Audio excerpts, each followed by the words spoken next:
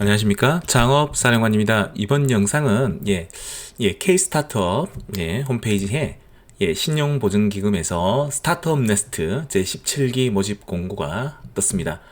이 스타트업 네스트는 신용보증기금의 어떤 스타트업 육성 프로그램이죠. 한번 살펴보도록 하겠습니다. 이번 영상을 준비하게 된 계기가 저한테 최근에 컨설팅 받으셨던 분이 신용보증기금 리틀펭귄에 신청을 하셨거든요. 그래서 리틀펭귄에 보통 신용보증기금에 각 지역마다 지방마다 각 지역마다 스타트업 지점이 있습니다. 그래서 신용보증기금 스타트업 지점에 이렇게 리틀펭귄이라든지 뭐 퍼스펭귄이라든지 이렇게 신청을 하실 수가 있는데요. 신청을 하게 되면 그 스타트업 지점에 방문해서 IR 발표를 합니다. 그래서 그 신보 측에서 사업성 검토를 통해서 이렇게 확정을 합니다. 그래서 이번에 한 10억 정도 3년간 리틀 펭귄에 선정되셔가지고 10억 정도 정책 자금을 받으셨습니다. 그래서 요 신용보증기금의 어떤 정책 자금, 어떤 빌드업 테크트리가 어떻게 되는지도 한번 설명드리기 위해서 이 영상을 준비를 했습니다.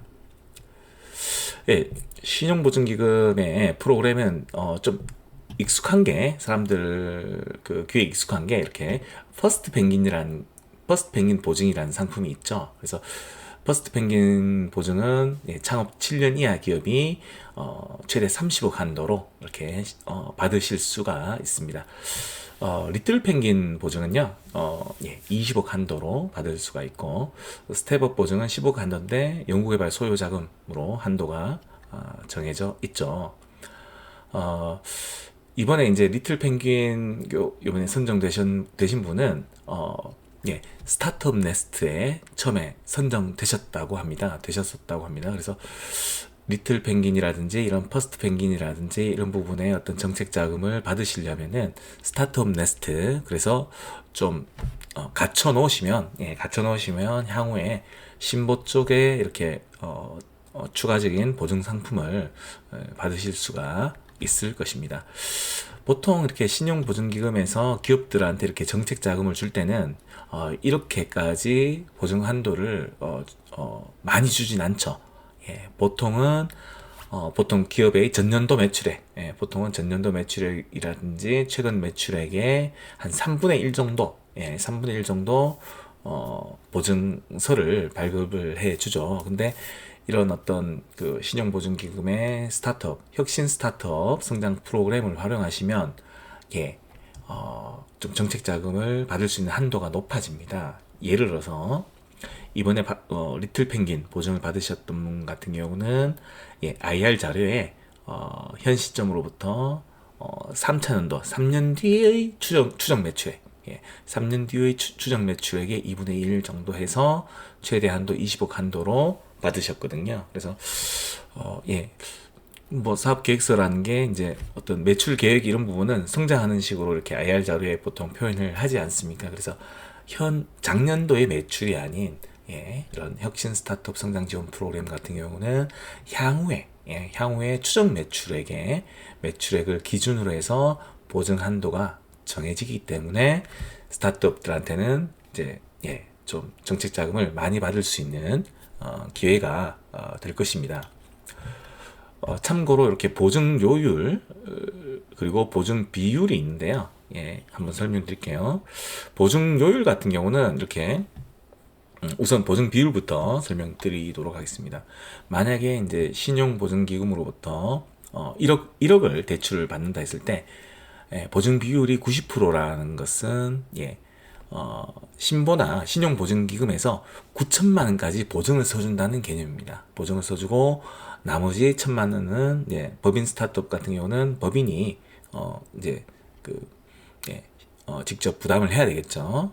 그래서 그렇다 보니까 보증 비율이 높으면 높을수록 그 보증서를 신용보증기금에서 보증서를 끊어주면은 스타트업이 은행에 갑니다. 그 보증서를 들고 은행에 가서 은행에서는 신용보증기금에서 보증을 하기 때문에 빌려주죠. 그래서 보증 비율이 높을수록 은행에서는 이제 대출을 더 잘 내주겠죠. 그런 부분이 있고요.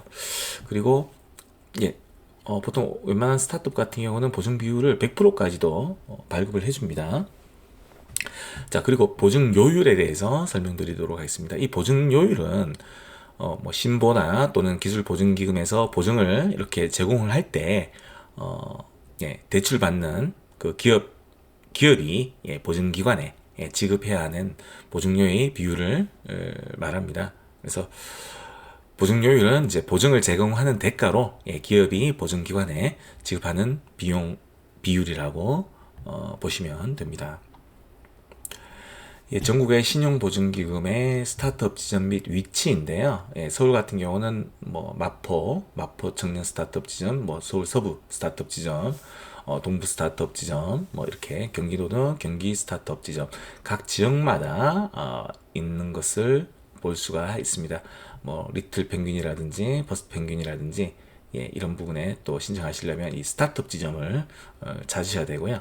스타트업 네스트에 선정이 되시면 이렇게 스타트업 지점에서 좀 관리를 어느 정도 합니다. 그래서 예, 스타트업 네스트에 선정된 이후에 우선 그 일반 보증보다는 더 많은 자금을 일단 신청하실 수가 있고요. 보통은 최대 한 3억 정도 스타트업 네스트에 선정되면은 3억 정도 정책 자금을 신청하실 수 있고, 그 이후에 아까 보셨겠지만 뭐 리틀 펭귄, 그 다음에 퍼스트 펭귄 이런 걸 통해서 정책 자금을 추가로 또 신청할 기회를 가질 수가 있습니다. 예, 이번 그 스타트업 네스트 프로그램을 보시면 이렇게 예, 금융 지원, 예, 보증 쪽이 있고요. 그리고 신용 보증기금에서 직접 투자도 합니다. 예, 예, 그래서 보증 연계 투자라는 그런 제도도 있어서 신보 쪽에 투자를 받을 수가 있죠. 자, 그러면 스타트업이 신용 보증기금 같은 어떤 공공기관이지 않습니까?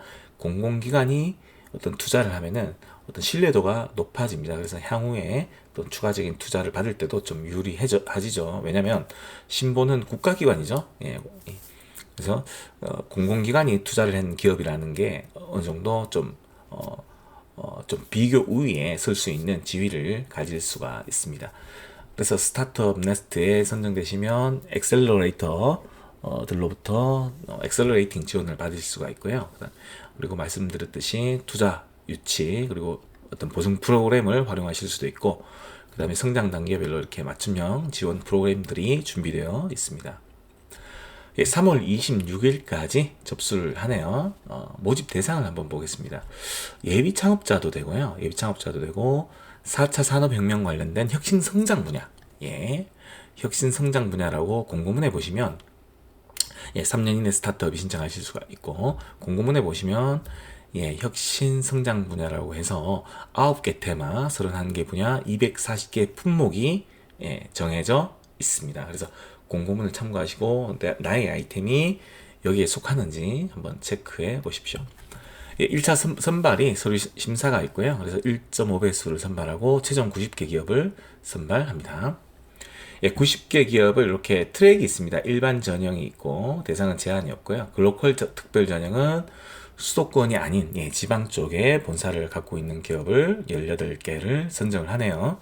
그리고 딥테크 예, 특별 전형이 있어서 첨단 기술 기반의 기업들, 예, 초격차 스타트업 10대 분야 또는 핀테크 영위 기업을 한 14개 정도 선정을 합니다. 그리고 소셜 벤처 전형이 있고요. 그리고 넷제로 챌린지 X 전형이 있습니다. 이것은 탄소 중립, 예, 자원순환, 뭐 이런 관련된 아이템, 녹색 성장 분야 기업을 5개를 넷제로 챌린지 X 트랙으로 선정을 합니다. 예, 그래서 심사 일정도 나와 있네요. 서류 심사는 4월 2일에서 4월 4일까지 진행하고, 예, 그리고 발표 평가는 4월 10일에서 4월 14일 사이에 발표 평가를 진행한다고 합니다. 예, 후속 지원은 이렇게 유커넥트라는 신보에서 운영하는 프로그램이 있어가지고 민간 투자사들하고 어떤 네트워킹 할 수 있는 기회를 또 받으실 수 있고, 직접 투자 상품은 이렇게 보증 연계 투자라는 게 있습니다. 그리고 투자 옵션 보정이라는 이런 상품들이 있으니까 이런 부분을 지원을 받으실 수가 있습니다. 예, 이상 창업 사령관이었습니다.